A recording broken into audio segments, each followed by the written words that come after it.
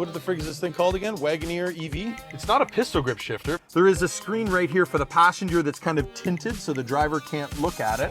I guess it's to be, less of a distraction, even though you have all these other screens here. So it looks like the roof line carries further back, but in actual fact, it cuts down. Here, look at that. Wow. You've got space for, I don't know, but at least there's something there. It's better than nothing.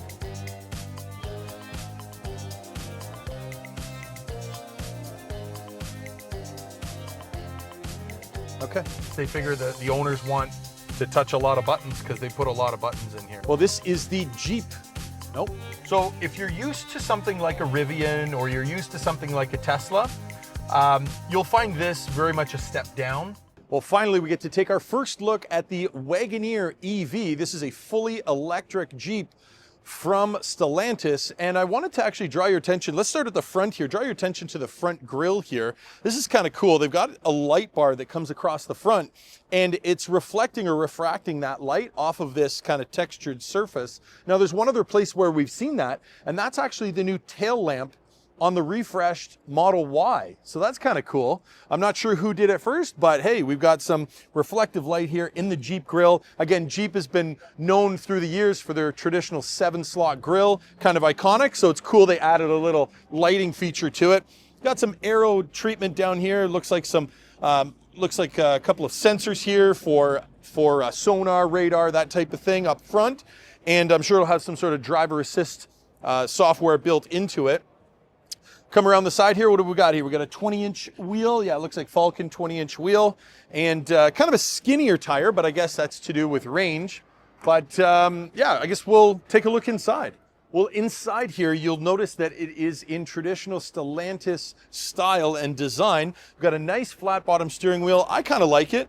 It's just got the 2 spokes, one on either side. And it even has that traditional kind of Jeep smell, new Jeep smell, kind of the plastics and different things. Nice seats here. They've got some stitching and sort of some welting along the sides here. So a couple of different materials. In fact, I think this piping is, yeah, that's like a 3D texture instead of a smooth leather. So that's different. We've got some 3-dimensional kind of rough, I guess it is plastic, but they're kind of making it look kind of like a weave almost, like a fiber weave type of thing. I don't want to say carbon fiber because it's certainly not that, but it's in that spirit. And we've got some stitching contrasting here. It's nice. It's kind of a cranberry color. And then they've got the RGB lighting. There's a light bar kind of running through the center line of the doors and the kind of lower third of the dash there. And of course, that's customizable, kind of a mood lighting type of thing. We're seeing that quite a bit on new vehicles. So again, this is a all new vehicle from Jeep. It's fully electric. Just hop in for the first time. It's, yeah, feels kind of like a Grand Cherokee, but you do have, kind of this expansive screen. They say it's, some of the largest screen real estate in the industry. There is a screen right here for the passenger that's kind of tinted so the driver can't look at it. I guess it's to be, less of a distraction, even though you have all these other screens here. So that is what it is, but lots of charge ports here. We've got some touchscreen controls for your climate down the bottom, as well as some kind of press. It's like a press tab. I don't know if I would say that's haptic.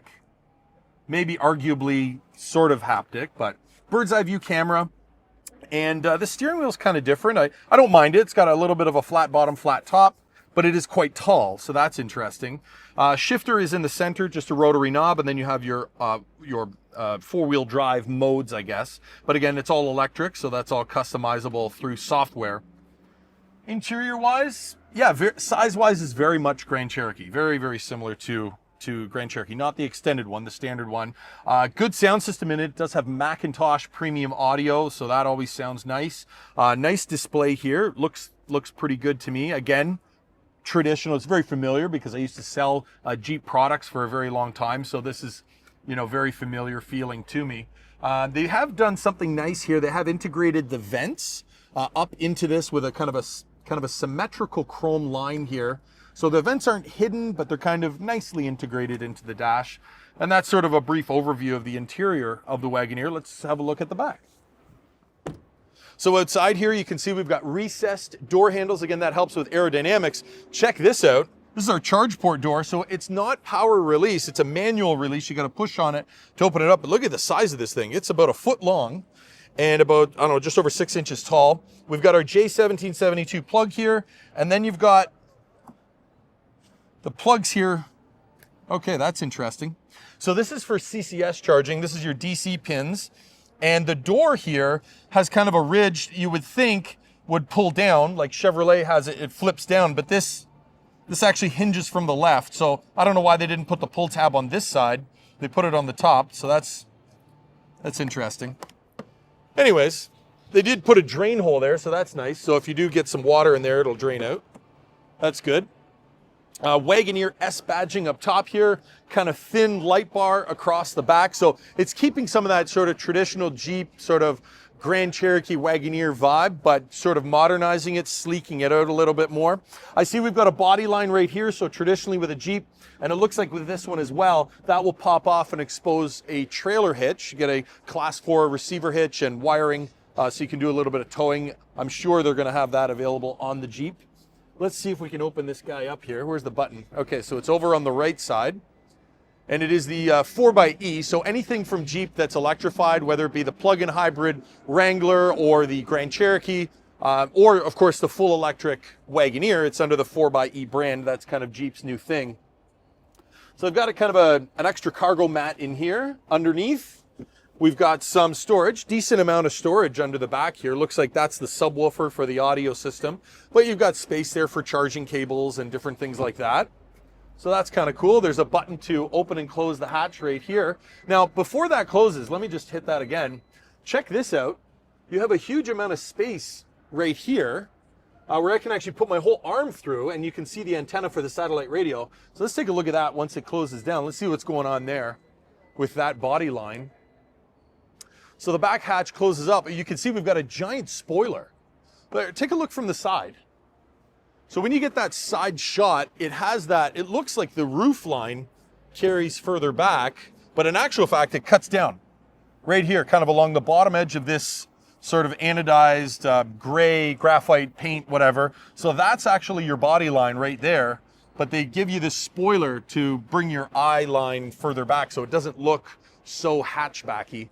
But in reality, you know, this is just a big spoiler. So that's interesting.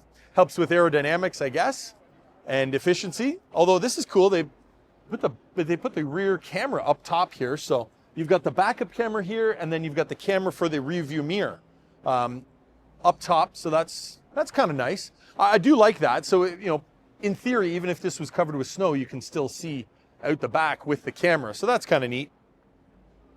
Let's see what else we got here. So this is the launch edition. Price-wise, this one as equipped, 91,800 Canadian dollars. And that's kind of good because here in Canada, the government decided to put a luxury tax, even on electric vehicles that are over $100,000. So this one's coming in just underneath that, so that's good. Good to see, so you don't have to pay that extra tax here in Canada. Kind of stubby mirrors here. They're not super big, so I don't know how good they would be for towing, but certainly more efficient. They've got cameras in the bottom of them, signal light built in here, and the blind spot monitoring, so the little triangle that lights up orange if somebody's in your blind spot.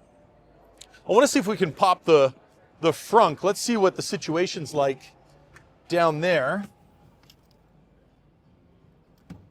Let's see. So there's a kind of a fabric ribbon. It's made of the same material that you'd make a seatbelt out of, just hanging down below the dash. It's not labeled, but you just grab that and give it a pull. Here we are, guys, the frunk of the Jeep Wagoneer. Look at that. Wow. You've got space for, I don't know, charging cables, I guess. But at least there's something there. It's better than nothing. Washer fluid is filling on the passenger side here.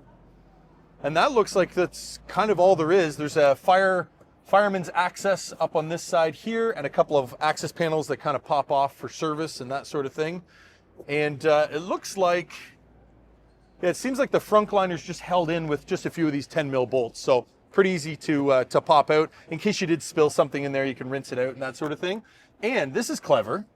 They put kind of a rubber base, you know, mat in there. And then underneath, there's kind of a foam insert, I guess, for some extra tools. but not too bad. There's a little bit of storage once you pull all that out. That's not bad. I'd leave it out if I was, you know, showing the vehicle and that sort of thing. So, but anyways, it's kind of got a false floor, so that's interesting. So it's got a glass roof up top and kind of two tones. So they did the tuxedo white, black along the rocker panels, black wheels, black roof. That's part of the launch edition. And yeah, I think overall it looks like a nice vehicle. It's different enough that somebody will feel special driving it. As far as getting it out on the road, I'd love to take it for a spin at some point, but there are a few other creators that have had a chance to get behind the wheel, and well, anyways, you can check out their videos. They're not particularly impressed, but I'm sure for a Jeep owner and somebody that's coming from a gas Grand Cherokee, this thing is going to be light years ahead. But it all depends on what you're used to as far as, you know, what you've been driving for a while. But overall, I think it'll be okay. I think it'll sell. It's a mid-size SUV, all electric, and it looks nice. It looks nice. Further back, guys, we've got the old Wranglers up there. This is the 4xe, you know, by the blue accents, blue tow hooks. So that is the plug-in hybrid. Goes about, I don't know, 30 miles of electric and then switches over to gas. Here's another variant of the Wagoneer. So this is the silver instead of the white. And that's looking low. The tires they look small, but that is that. So here we are, guys. This is the Dodge Charger EV. It's outfitted right here with the Stage 2 package, so it's got a beefier tire on it. It's got the Fratsonic speakers built into the bottom there. That's that exhaust sound that puts out the high decibel sounds there, similar to the Hellcat as far as sound output. We've got some rock music in the background there to drown us out, so let's see if we can power through. And we've got the Charger. It looks like they only brought Stage 2 units to the show here because they're a little bit jazzed up, right? They got the bigger tire, beefier brakes, twin color spoiler here on the back as well. The Fratsonic exhaust noise. Let's hear what that sounds like. Just putting the mic up close there, you can hear kind of a linear rumble. It doesn't really rev like a traditional engine. It kind of has a bit of a drone upwards, but yeah, that's the vibe. Big car. Big car. This is the 2-door version. Apparently they're talking about doing a 4-door. So let's get inside the Charger here. So let's open this up. I'll go around the other side if you want to shoot right through here, and we'll get inside for the first time. You guys can witness the Charger EV. Here we go. Boom. We are in the Charger EV now. And yeah, cool seats. I like these seats. These are really cool, actually. Interesting console. It's got kind of a, it's not a pistol grip shifter, but it's got kind of a big paddle underneath that you lift up to put it into drive. Although with an EV, I don't know why you need to do all that, but that's what they chose to do. This is interesting, kind of a carbon fiber swirl on the door with the reflective lighting. That looks really neat. It gives a lot of depth to the interior. Let's take a look at the screen here, see how that is. So it's interesting. So it's you know, your traditional Chrysler situation with the screen. Interesting. So let's see if we can find somewhere to charge. Let's see here. We'll hit that. Charging parks, it calls it. Okay, and there you go. So you can find somewhere to charge. Interesting. So if you're used to something like a Rivian or you're used to something like a Tesla, you'll find this very much a step down. But, you know, if you've been driving Chrysler products, it's going to be familiar to you. This seems to have an almost identical steering wheel to that Jeep Wagoneer that we were in. You get the power shot button here. I guess that's going to give you a little more juice. I don't know. Couldn't just put that in the car permanently, but that's cool. it's something to do, right? I guess they figure that the owners want to touch a lot of buttons because they put a lot of buttons in here. So a lot of similar pieces to that Jeep. And I understand that it's actually built on a similar platform. So that's interesting. So that's the Charger. Got a couple of buttons up top here, lock, unlock, garage door. Yeah, pretty straightforward. Somebody left the heated steering wheel on. That's hot. Very good. Let's see what the frunk is like on the Charger. Let's pop that. Let's see what the frunk situation is here. So here we go, guys. Dodge Charger. It seems to have some sort of latch. Wonder, that's weird. Maybe we're not supposed to get in here. All right, guys, well, we got the hood open. Turns out you have to pull that tether twice, which is different than the Jeep, because the Jeep I just had to pull it once. But anyways, take a look at here, guys. This is the frunk situation with the Charger. So it's, you know, put perhaps 2 or 3 bags of groceries in there, and that'll be it. And it looks like they've got some coolant reservoirs and different things behind there. And it's interesting, differently than the Wagoneer, they've left some of the kind of nuts and bolts and wires sort of exposed to give you sort of kind of a automotive feel or connection to see that there's a little bit more going on under the hood rather than just covering everything in plastic. So I actually kind of like that. That's a good idea. Understanding your potential buyer a little bit better. This is cool. I like this kind of flow through spoiler on the front end here. I forget the exact name of it. I'll put it below here.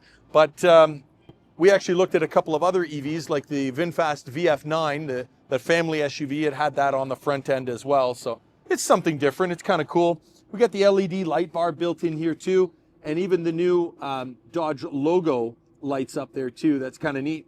We've got a front facing camera, got some radar and some ultrasonic sensors on the front end. And that pretty much wraps up the Dodge Charger EV.